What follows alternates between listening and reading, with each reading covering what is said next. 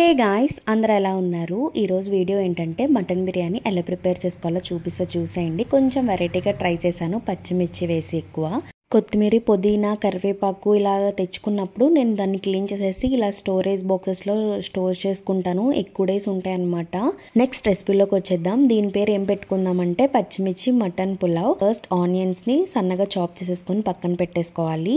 తర్వాత ఒక బాండి తీసుకుని అందులో కొంచెం ఆయిల్ వేసుకోవాలి. ఆయిల్ హీట్ అయిన తర్వాత కొన్ని మిరియాలు, ఒకటే ఇలాచి, ఇక్కడే లవంగాలు యాడ్ చేసుకోండి. నేను గుర్తొచ్చి తర్వాత యాడ్ చేశాను. తర్వాత కొన్ని ఎక్కువగానే వెల్లుల్లిపాయలు, కొన్ని ఎక్కువగా పచ్చిమిరపకాయలు అయితే వేసుకోవాలి. కారం తెలుస్తుంది కదా, దాన్ని బట్టి అయితే వేసుకుని ఆయిల్లో ఇది మంచిగా ఫ్రై అవ్వాలన్నమాట. వెల్లుల్లిపాయ ఇంకా పచ్చిమిరపకాయ బాగా వేగిన తర్వాత అందులోనే కొంచెం ఎక్కువగా క్లీన్ చేసి పెట్టుకున్న కొత్తిమీర అయితే వేసుకోవాలి. ఈ మూడు బాగా దగ్గరికి ఫ్రై అయిపోవాలి ఆయిల్లో. ఇది బాగా ఫ్రై అయిపోయిన తర్వాత ఇంకా మనం కొంచెం కోర్స్గా పేస్ట్ అయితే చేసేసుకోవాలి. అంటే ఈ పేస్ట్ ని పక్కన పెట్టేసుకుని తర్వాత మళ్ళీ ఒక బాండీ పెట్టుకుని అందులో ఆయిల్, ఇది కొంచెం వేడైన తర్వాత మనం బిర్యానీ మసాలా ఉంటుంది కదా, లైక్ చెక్క, లవంగం, బిర్యానీ ఆకు అలాంటివి నేను వీడియోలో చూపిస్తున్నాను కదా, అవన్నీ అయితే యాడ్ చేసేసుకోవాలి. ఇవి ఆయిల్లో మంచిగా ఫ్రై అయిన తర్వాత ఆనియన్ ముక్కలు ఆల్రెడీ కట్ చేసి పెట్టుకున్నాం కదా, అది కూడా ఇందులో యాడ్ చేసేసుకొని బాగా ఫ్రై అయితే చేసేసుకోవాలి. అవి కొంచెం బ్రౌనిష్ కలర్ లో రావాలి.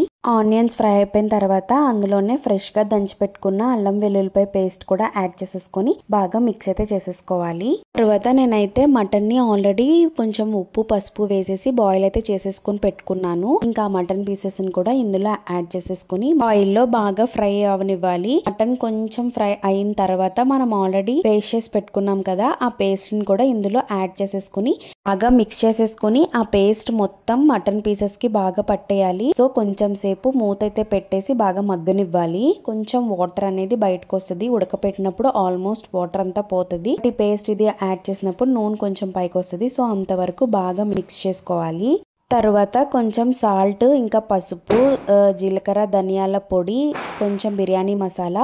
మా మమ్మీ అయితే నాకు ఇంట్లో ప్రిపేర్ చేసి పంపిస్తారు బిర్యానీ మసాలా. ఒకవేళ అది లేకపోతే మనం నార్మల్ గా బయట సహీ బిర్యానీ మసాలా దొరుకుతుంది కదా, అదైనా యాడ్ చేసేసుకోవచ్చు. కొంచెం యాడ్ చేసేసుకుని ఇవన్నీ బాగా మిక్స్ అయ్యేలాగా కలిపేసుకోవాలి. తర్వాత మనం ఎంతైతే రైస్ తీసుకుంటామో దానికి తగ్గట్టుగా వాటర్ అయితే యాడ్ చేసుకోవాలి. ఫర్ సపోజ్ ఒక 1 గ్లాస్ ఆఫ్ రైస్ తీసుకుంటే దానికి 2 గ్లాసెస్ ఆఫ్ వాటర్ యాడ్ చేసుకోవాలి. బాస్మతి రైస్ అయితే ఒక హాఫ్ కప్ తగ్గించి వేసుకోవాలి. 1 కప్ తీసుకుంటే 1.5 కప్ వాటర్ వేయాలి. తర్వాత పుదీనా, కొత్తిమీర ఏముంటే అవి ఇక్కడ కూడా యాడ్ చేసుకోండి, లేకపోతే ఆనియన్స్ వేగుతున్నప్పుడైనా యాడ్ చేయొచ్చు. ప్రతి వాటర్ అనేది ఒక పొంగు అయితే రావాలి. కొంచెం అలా వచ్చిన తర్వాత మనం సాల్ట్ అయితే చెక్ చేసుకోవాలి. ఒకవేళ సరిపోతే ఇక్కడ మళ్ళీ యాడ్ చేసుకోవాలి. ఇంకా మూత పెట్టేసి కొంచెం సేపు అలాగా ఉడకనిచ్చిన తర్వాత మనం రైస్ ఆల్రెడీ కడుగు పెట్టేసుకుంటాం కదా, అయితే యాడ్ చేసేసుకోవాలి. ఇంకా అంతే, స్టవ్ ఆఫ్ చేసేసి నేనైతే రైస్ కుక్కర్ లో చేస్తున్నాను కాబట్టి ఇంక ఇక్కడ స్టవ్ ఆఫ్ చేసేసి దాన్ని తీసుకెళ్లి రైస్ కుక్కర్ లో యాడ్ చేసేస్తాను. లేకపోతే మూత పెట్టేస్తే రైస్ ఆటోమేటిక్ గా ఉడికిపోతుంది. కుక్కర్ అయితే ఒక 3 విజిల్స్ అయితే రప్పిస్తే సరిపోతుంది.